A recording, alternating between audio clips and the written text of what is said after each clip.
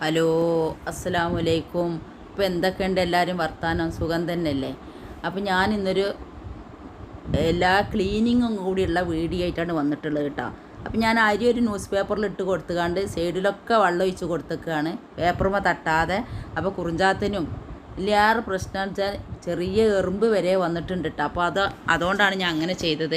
അതൊരു ട്രിക്കാണ്, നിങ്ങൾക്ക് അറിയാത്തവർക്ക് ഉണ്ടെന്ന് വെച്ചെങ്കിൽ അത് ഒരു ഉപകാരമാവും കേട്ടോ. അതുകൊണ്ടാണ് ഞങ്ങൾക്ക് അതൊന്ന് കാണിച്ചു തന്നത്. അത് പ്രത്യേകിച്ചിട്ടായിട്ടുള്ളൊരിതൊന്നും ഉണ്ടായിട്ടല്ല. അപ്പോൾ വാഷ് ബേസിനൊക്കെ നമ്മൾ ഫിറ്റ് ചെയ്തിട്ടുണ്ട്. നമ്മൾ അൾമാറിൻ്റെ അതേ കോട്ടിങ്ങിൽ തന്നെയാണ് നമ്മൾ ഈ വാഷ് ബേസിൻ്റെ അടിഭാഗം ചെയ്തിട്ടുള്ളത്. അപ്പോൾ രണ്ട് കള്ളിയാക്കി തിരിച്ചും ചെയ്തേക്കണേ. അതൊക്കെ കഴിഞ്ഞാണ്ട് ഇന്ന് എനിക്ക് ബാത്റൂമിൻ്റെ ക്ലീനിങ് ആയിരുന്നു. അതിൻ്റെ മുന്നിലൊരു വീഡിയോ കണ്ടാലേ നിങ്ങൾക്ക് ഈ ബാത്റൂം എത്രത്തോളം വൃത്തിയായി എന്ന് അറിയാൻ പറ്റുള്ളൂ. അപ്പോൾ നോക്കിയപ്പോൾ അതിൻ്റെ ബൈഫറിൻ്റെ പൈപ്പും അതേമാതിരി അത് വരക്കണ ഇതിൻ്റെ പൈപ്പൊക്കെ പൊട്ടിപ്പോന്നു. ഒന്ന് മരത്തിലും ഒന്ന് കുറഞ്ഞ ഇരുമ്പല്ല തുരുമ്പ് പിടിച്ച സൈസ് ഉണ്ടല്ലോ, അതും വരുന്നത്. അപ്പോൾ അതൊക്കെ മുറിഞ്ഞ് പോന്നിട്ടുണ്ട്. അപ്പോൾ ഞാൻ അതിനൊരു കോല് റെഡിയാക്കുക കേട്ടോ. നമ്മളെ PVC പൈപ്പ് വെച്ചുകൊണ്ട് ഒരു കോല് റെഡിയാക്കുകയാണ്. അത് നല്ല സേഫ്റ്റിയിൽ നിൽക്കുകയും ചെയ്യും. അപ്പോൾ അതിൻ്റെ വേറൊരു കോലിൻ്റെ പിടുത്തുണ്ടായിരുന്നു, അത് വെച്ചുകൊണ്ട് അതിന് പിടുത്തിട്ട് കൊടുക്കുകയാണ്. അപ്പം നമ്മൾ കത്തി ചൂടാക്കിക്കാണ്ട് കട്ട് ചെയ്തിട്ടുണ്ടെന്നുണ്ടെങ്കിൽ നല്ല വൃത്തിയിൽ കട്ട് ചെയ്ത് എടുക്കാൻ പറ്റും. അപ്പോൾ അങ്ങനെ കട്ട് ചെയ്തതാ. ഇത് കണ്ടില്ലേ, നല്ല സ്ട്രോങ് ഉണ്ട്. പിന്നെ അത് ചൂടോടെ തന്നെ തണുക്കുന്നത് വരെ നമ്മൾ ഇങ്ങനെ എവിടെയെങ്കിലും വെക്കാതെ വളച്ച് നിർത്താതെ ശരിക്കും നിർത്തി കൊടുത്താൽ മതി കേട്ടോ. അപ്പോൾ ഞാനിവിടെ എല്ലാ ബാത്റൂമിലും ഞാൻ അങ്ങനെ 2 ഓക്ക് വെച്ചേക്കാണ്. കക്കൂസിലാണെന്നുണ്ടെങ്കിൽ 3 എണ്ണം, ഒന്ന് ക്ലോസറ്റ് വെക്കണതും വേണ്ടിയിട്ട് അങ്ങനെ 3 എണ്ണം വെച്ചേക്കാണ് കേട്ടോ. അപ്പോൾ നല്ല സൗകര്യമാണ്, നമുക്ക് ഇങ്ങനെ തൂക്കിയിട്ട് കൊടുത്താൽ മതിയല്ലോ. അപ്പോൾ ഒന്നിന് ഞങ്ങളിവിടെ വാങ്ങിച്ചിട്ടുണ്ട ഒരു പൈപ്പ് ഉണ്ടായിരുന്നു, അപ്പോൾ അതും ഇട്ട് കൊടുത്തിട്ട്, അത് സ്റ്റീലിൻ്റെതാണ്. അപ്പോൾ നമുക്ക് ഇങ്ങനത്തെ ഒരു PVC പൈപ്പ് ഉണ്ടായാൽ അതാട്ടെ ഏറ്റവും നല്ലത്. അപ്പോൾ ഈ സ്റ്റാൻഡും ചുമരും ഒക്കെ വണ്ടിയിലങ്ങൾ പുതിയ ടൈൽസിൻ്റെ പോലായിട്ടുണ്ട്. ചെരുപ്പ് വരെ എല്ലാം ക്ലീനായി. ഇപ്പോൾ ഞാനിത് ഈ കുരുപ്പ് പിടിച്ച മാതിരി ഉണ്ടാവും നാഗങ്ങളൊക്കെ എന്താ പറയുകയെന്നറിയില്ല, കരിമ്പനടിച്ചില്ല ഡ്രസ്സ്, അതുപോലെ ടൈലൊക്കെ വന്നിട്ടുണ്ടായിരുന്നു, പ്രത്യേകിച്ച് നിലത്തത്തെ ടൈല്. അപ്പോൾ വെച്ചാൽ ഇവിടെ ആയിരുന്നു വാഷിംഗ് മെഷീൻ ഉണ്ടായിരുന്നത്. അപ്പോൾ വാഷിംഗ് മെഷീൻ ഏത് നേരവും ബാത്റൂം ഉണങ്ങി നിൽക്കാൻ സമയം ഉണ്ടാവില്ല. എപ്പോഴാണെന്ന് വെച്ചെങ്കിലും ബാത്റൂം ഇങ്ങനെ ചീഞ്ഞഴിഞ്ഞു കൊണ്ട് തന്നെ ഉണ്ടാവിൻ്റെ. അപ്പോൾ ആ വാഷിംഗ് മെഷീൻ അവിടുന്ന് പുറത്തേക്ക് കൊണ്ടുപോയി. അപ്പോൾ തന്നെ നമുക്ക് കുറേ ബാത്റൂമിൽ ക്ലീനായിട്ടാണ്. പിന്നെ അകത്തുനിന്നാണ് കുളിക്കൽ. ഇപ്പോൾ ചൂടുവെള്ളമൊന്നും വേണ്ട, അപ്പോൾ അകത്തുനിന്നാണ് കുളിക്കൽ. നോക്കുകയാണെങ്കിൽ ഇതിൻ്റെ അടി എന്തൊരു വൃത്തിയായിട്ടുണ്ട്. അപ്പോൾ ഇങ്ങനെ വൃത്തിയാക്കി എടുക്കാൻ വേണ്ടിയിട്ട് ഞാൻ ചെയ്തതെന്ന് വെച്ചാൽ കോറക്സും സർഫും കൂടി നമ്മളെ കൈമേൽ തട്ടരുത് കേട്ടോ. അങ്ങനെ ആക്കിയാണ്ട് എല്ലായിടത്തും ഇങ്ങനെ തേച്ച് കൊടുത്തു. അപ്പോൾ നിലത്തൊന്നും തേക്കേണ്ട ആവശ്യമില്ല, ചുമരുമലൊക്കെ തേച്ച് കൊടുക്കുമ്പോൾ നമുക്കത് അടിക്ക് ഒലിച്ച് വരുമല്ലോ. അപ്പോൾ അങ്ങനെ ഒലിച്ച് വന്നതുകൊണ്ട് അടിയാണ് ക്ലീൻ ആക്കിയിട്ടാണ്. അങ്ങനെ കംപ്ലീറ്റും അതേമാതിരി അയിൽ വരെ ഇതുണ്ടായിരുന്നു. അപ്പോൾ കംപ്ലീറ്റും ഈ ഇതിമെല്ലാം കണ്ടിയില്ലെങ്കിൽ നല്ല ക്ലീനായി വന്നിട്ടുണ്ട്. പിന്നെ കുറച്ച് ഒരു 10 മിനിറ്റ് നേരം കഴിഞ്ഞ് 10 മിനിറ്റ് നേരം നമുക്ക് അല്ലെങ്കിലും ആവുമല്ലോ, എല്ലാ ചുമരുമലും ഇത് വരച്ച് വന്നിട്ട് വേണ്ടേ. അതൊക്കെ കഴിഞ്ഞതിൻ്റെ ശേഷം നിലത്ത് വന്ന് അതാണ് ആദ്യമായിട്ടാണ് ക്ലീൻ ചെയ്ത് കൊടുത്തത്. അപ്പോൾ ആ ക്ലീൻ ചെയ്ത് കൊടുത്താൽ നമ്മൾ ചുമര് ഓരോ ഭാഗം വരയ്ക്കുക, ആ ഭാഗത്ത് അപ്പം തന്നെ വെള്ളം പാർന്ന് ക്ലീനാക്കുക. അല്ലെങ്കിൽ ആ ചുമരുമെല്ലാം വരച്ചതിന് യാതൊരു പ്രയോജനവും ഉണ്ടാവില്ല കേട്ടോ. എന്നുവെച്ചാൽ അത് അതേപോലെ ഇങ്ങനെ ഉണങ്ങി പോരുമല്ലോ. അപ്പോൾ അതിന് സമ്മതിക്കരുത്, നമ്മൾ ഓരോ ഭാഗം ക്ലീൻ ചെയ്യുക, അത് അതേപോലെ തന്നെ റെഡിയാക്കും ചെയ്യുക. അപ്പോൾ ഈ സ്റ്റാൻഡിലാണ് സർഫ്, സെബീന, സാവോന് അങ്ങനത്തെ ഒക്കെ വെക്കലിട്ടാ. ഇപ്പോൾ ഇതാ നമ്മളെ പൈപ്പ് എല്ലാം റെഡി ആയിട്ടുണ്ട്. ഇതിപ്പോൾ നമ്മൾ പുറത്തത്തെ ടൈലാണ്, തറമ്മൽ ഒട്ടിയ ടൈലാട്ടോ. നല്ലൊരു വൃത്തിയുണ്ട് കാണാൻ, നല്ലൊരു ഭംഗിയുണ്ട്. ഇപ്പോൾ നമ്മൾ ഇതിൽ കാണുന്ന പോലെ അല്ല കേട്ടോ, നല്ല ഗ്ലേസിങ് ഒക്കെ ഉള്ളൊരു ടൈല്. അപ്പോൾ അതാണ് പുറത്ത് തായറിൻ്റെ ചുറ്റും ഒട്ടിച്ചിട്ടുള്ളത് കേട്ടോ. അപ്പോൾ ഇതേമാതിരി ഈ ഓഫീസ് റൂമിൻ്റെ സൈഡിലേക്ക് വരേക്കൊണ്ട് ഒട്ടിച്ച് കൊടുത്തൊക്കെയാണ്. അവിടെ തിണ്ടുണ്ടായിരുന്നു, ആ തിണ്ടൊക്കെ ഒഴിവാക്കി. ആദ്യത്തെ തിണ്ട് ഒന്നായിട്ട് നീളത്തിലുള്ളതായിരുന്നു. അപ്പോൾ നമ്മൾ തായേര് നീളം വീതി കൂട്ടിയപ്പോൾ ആ പകുതി ഭാഗം കട്ട് ചെയ്യേണ്ടി വന്നല്ലോ. അപ്പോൾ പിന്നെ ഒരു പകുതി ഭാഗത്ത് അങ്ങനെ തിണ്ട് നിൽക്കുമ്പോൾ ഒരു വൃത്തികേടായി തോന്നിയപ്പോൾ അവിടെ ഒന്നായിട്ട് എടുത്തേക്കാണ്. അപ്പോൾ നമ്മൾ തായേരിൻ്റെ പണി ഏകദേശമൊക്കെ കഴിഞ്ഞു. ഇനി 2 പ്രാവശ്യം കൂടി മോട്ടർ അടിക്കാണ്ട്. അപ്പോൾ ഇത് കുറച്ചും കൂടി ഒരു ക്ലീനിങ് പണി ഒക്കെ കൂടി ഉണ്ട്. അത് കഴിഞ്ഞതിന് ശേഷം ലാസ്റ്റ് മോട്ടർ അടിക്കുള്ളൂ കേട്ടോ. അപ്പോൾ അതിലേക്കുള്ള എല്ലാ മോട്ടർ അടിക്കലും കഴിഞ്ഞതിന് ശേഷമാണ് അടിഭാഗത്തുള്ള ടൈലൊക്കെ ഒട്ടിക്കഴിഞ്ഞത്. അപ്പോൾ ഇതിൻ്റെ ഇടയിൽ ഇട ഇട്ടുകാണ്ട് വലിയ ടൈലായിരുന്നു കേട്ടോ ഇത്. എത്ര ഇഞ്ചാന്ന് എനിക്ക് പറഞ്ഞുതരാൻ അറിയില്ല. വലിയ പീസ് വെച്ചാൽ വലിയ പീസ് ഞാൻ ആദ്യമായിട്ട് കാണുകയാണ്. അപ്പോൾ നമ്മൾ ഈ 2 ജനവാതിലില്ലേ അത്രക്കും വീതിക്കും നീളത്തിലുള്ള ടൈലായിരുന്നു. അത് ഇതേമാതിരി ചെറിയ ചെറിയ പീസാക്കിക്കാണ്ട് കട്ട് ചെയ്തെടുത്തുകൊണ്ടാണ് ഇങ്ങനെ ഒട്ടിയത്. അപ്പോൾ ഇടയിലൊക്കെ ക്യാപ്പ് കൊടുത്തേക്കാണ്ട് ഒരു സ്റ്റിക്ക് പോലെ ഒരു സാധനം ഉണ്ടായിരുന്നു, അതായിട്ട് ക്യാപ്പ് കൊടുത്തുകൊണ്ടാണ് ഒരു ഇത് ഒട്ടിച്ചത്. അതിൻ്റെ ശേഷം ഇത് വെള്ളം ഒരു എന്തോ പസ എന്തോ സാധനം ഇട്ടുകൊണ്ട് അടച്ച് ഇങ്ങനെ വരുത്തിയെടുത്തേക്കാണ് കേട്ടോ. ഇപ്പോൾ ഓഫീസ് റൂമിൻ്റെ വാതിലാണ് അത് ക്ലീൻ ചെയ്യാണ്ട്, അത് പിന്നെ ലാസ്റ്റത്തെ മെഷീനടിയും കൂടി കഴിഞ്ഞിട്ട് ചെയ്യാച്ചിട്ടാണ്. പിന്നെ ഇതിൻ്റെ മേലെ ഒരു ഇതുണ്ട്, അത് ഈ സീലിങ് ചെയ്യുമ്പോൾ അത് അതോടുകൂടി കവർ ചെയ്യും. അല്ലാതെ നമ്മൾ ചുമര് കുത്തിയിട്ട് ഒരുപാട് പണി അങ്ങനെ എടുക്കണം. അപ്പോൾ അതുകൊണ്ട് അത് ഈ സീലിങ്ങിൻ്റെ കൂടെ ചെയ്യാമെന്ന് വിചാരിച്ചിട്ടാണ്. പിന്നെ ഈ ഒരു സൈഡത്തെ ചേറ്റിയാമ്പടി മുന്നോട്ട് തള്ളിയിട്ടും കാർപോർച്ചിൻ്റെ ചേറ്റിയാമ്പടി ബാക്കൊക്കെ തള്ളിയിട്ടും കേട്ടോ കൊടുത്തിട്ടുള്ളത്. അപ്പോൾ അതൊക്കെ കഴിഞ്ഞ് നമ്മൾ ബിരിയാണി അരി വെള്ളത്തിലിട്ടേക്കണ് ചോറ് വെക്കാൻ വേണ്ടിയിട്ട്. ഇമ്മാക്കും കാക്കാക്കും ദോശക്ക് അരി വെള്ളത്തിലിട്ടിട്ടുണ്ട്. അപ്പോൾ മുന്തിരിങ്ങ കഴുകിക്കാണ്ട് ഞാൻ ഓട്ടപാത്രത്തിലിട്ടേച്ച് പോയതായിരുന്നു. അപ്പോൾ അതിന്മേൽ നിറച്ച് എറുമ്പ് വന്നിട്ടുണ്ട്. ഞാൻ അരിച്ച് ഇഞ്ഞും കഴുകിയിട്ട് വേണം കേട്ടോ. ഈ എറുമ്പുകളെ കൊണ്ടുള്ളൊരു ഗതികേട് അറിയാം. ചോണനാണിത്, എല്ലായിടത്തും ഉണ്ടാവുമെന്ന് വിചാരിക്കണ്. അപ്പോൾ ഞാനിത് പോത്തിറച്ചി ഉണ്ടാക്കിയപ്പോൾ കുറച്ച് വേവിച്ച് കണ്ട് എടുത്ത് വെച്ചതാണ്. ഇതുകൊണ്ടാണ് ഞാനിന്ന് ബിരിഞ്ചി ഉണ്ടാക്കുന്നത്. അതിൻ്റെ ഇടയിൽ ജ്യൂസൊക്കെ അടിച്ചപ്പോൾ അതിന് നല്ല മട്ടത്തിനായിട്ടുണ്ട്.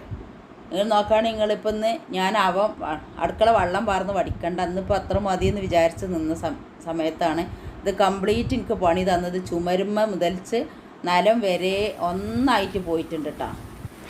അപ്പോൾ ഇങ്ങനത്തെ ഓരോരോ ദിവസങ്ങളാണ്. അപ്പോൾ ഞാൻ ബിരിഞ്ചി ഉണ്ടാക്കാൻ പോവുകയാണ്. അപ്പോൾ എൻ്റെ ഫുള്ള് ഡീറ്റെയിൽസ് ഒന്നും പറയേണ്ട ആവശ്യമില്ല. അതിൻ്റെ മുന്നേ ഞാൻ ഈ ചോറ് ഉണ്ടാക്കിയതാണ് കേട്ടോ.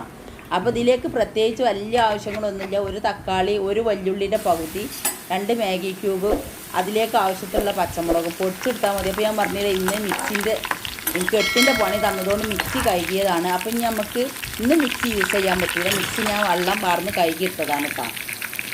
അപ്പോൾ അതിലേക്കുള്ള ഉള്ളി പൊരിച്ചോറുണ്ട്, പീച്ചിക്ക പിന്നെ കാക്കാക്ക് വെളിച്ചക്കൊക്കെ ഉണ്ടാക്കുന്നുണ്ട്. അങ്ങനത്തെ ഓരോരോ പരിപാടികളൊക്കെ അതിൻ്റെ ഇടയിൽ നടന്നുകൊണ്ട് നിൽക്കുന്നുണ്ട്.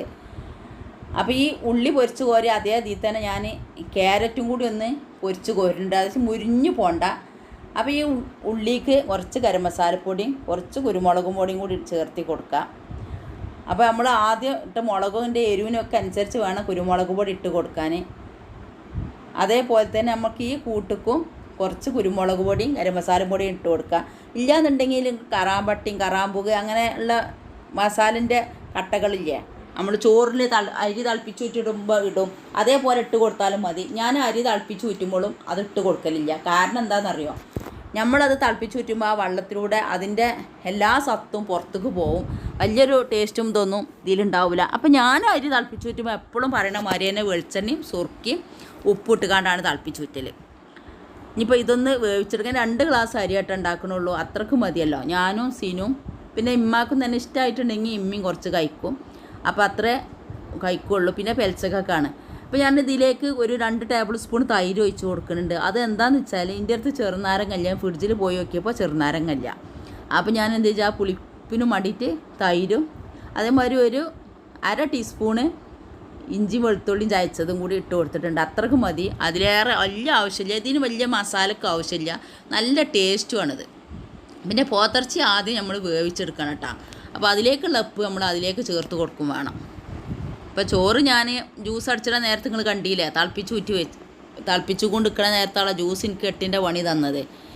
ചില ദിവസങ്ങളിലാണ് അങ്ങനത്തെ ഓരോ ദിവസങ്ങളാണ്. അപ്പോൾ ഞാൻ ഇതിലേക്ക് ക്യാരറ്റ് ഒന്ന് വറുത്തെടുത്തത് ഇട്ട് കൊടുക്കുകയാണ്. അപ്പോൾ ഈ ക്യാരറ്റ് വറുത്ത് വെച്ചതിൽ നമ്മൾ മഞ്ഞ കളർ ചേർത്ത് കൊടുത്താലും അങ്ങനെ ചേർത്ത് കൊടുത്താലും മതി. ഞാനൊന്ന് ലേശം മഞ്ഞ കളർ ഉറ്റിച്ച് കൊടുത്തേക്കാണ് കേട്ടോ. അത് അതിൻ്റെ ആവശ്യമില്ലായിരുന്നു, മഞ്ഞപ്പൊടി ഇട്ട് കൊടുത്താൽ അതിൻ്റെ ആവശ്യമില്ലായിരുന്നു. പക്ഷേ പിന്നെ ഇങ്ങനെ ഉറ്റിച്ച് കൊടുക്കുക, അല്ലെങ്കിൽ ചുവപ്പ് കളർ ചേർത്ത് കൊടുത്താലും നല്ലൊരു കളറിന് വേണ്ടിയിട്ടാണ്, അല്ലാതെ ടേസ്റ്റൊന്നും പ്രത്യേകിച്ചായിട്ടൊന്നും ഉണ്ടാവില്ല. ഇത് ഫ്രൂട്ടിൻ്റെ കളറാണ്. അപ്പോൾ അത് വലിയൊരു കേടുണ്ടാവില്ല മറ്റേ കളറിൻ്റെ പോലെ. അപ്പോൾ ഞാൻ ആ രസം കൂടിയും ചോറുണ്ട് അതും കൂടി ഇട്ട് കൊടുക്കണം. ആകെ 2 ഗ്ലാസ് അരിയാട്ടാണ് വെച്ചിട്ടുള്ളത്. പിന്നെ അതിലേക്ക് പൊരിച്ച് കോരി വെച്ച ഉള്ളിയും 1/2 ഉള്ളിയേ ഉള്ളൂ, ആ ഉള്ളിയും മല്ലിൻ്റെ ഇലയും കൂടി ഇട്ട് കൊടുക്കുകയാണ്. അപ്പോൾ ചെറുനാരങ്ങൻ്റെ നീരിൻ്റെ ബദൽ നമ്മൾ അതിലേക്ക് ആദ്യം തൈര് ഒഴിച്ച് കൊടുത്തത് കേട്ടോ. അപ്പം ഇനി ഇതൊന്ന് നമുക്ക് അടുപ്പത്ത് വെച്ചുകാണ്ട് ചെറിയ തീയിലിട്ട് അരമണിക്കൂർ നേരം തീ കത്തിക്കൊണ്ടിരിക്കണം. വലിയ തീ വേണ്ട, ചെറിയ തീയിൽ അരമണിക്കൂർ കത്തിക്കൊണ്ടിരിക്കണം കേട്ടോ. അപ്പോൾ ഇതിലേക്ക് ഉള്ളി പൊരിച്ച് കോരി വെച്ചാൽ ഇതിലായിരുന്നു നമ്മൾക്ക് പഞ്ചസാര ഇട്ട് കൊടുക്കേണ്ടത്.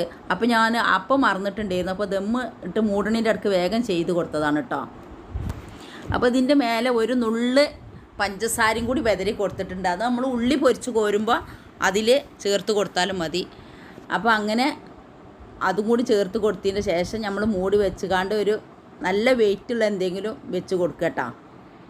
അപ്പോൾ തണ്ടിൽ നമ്മൾ അരമണിക്കൂർ കഴിഞ്ഞു. പിന്നെ ഒരു 10-20 മിനിറ്റും കൂടി ആ ദമ്മിൽ തന്നെ ആ ചൂടോടെ തന്നെ കിടന്നതിൻ്റെ ശേഷം നമുക്കതൊന്ന് ഇളക്കി കൊടുക്കാം.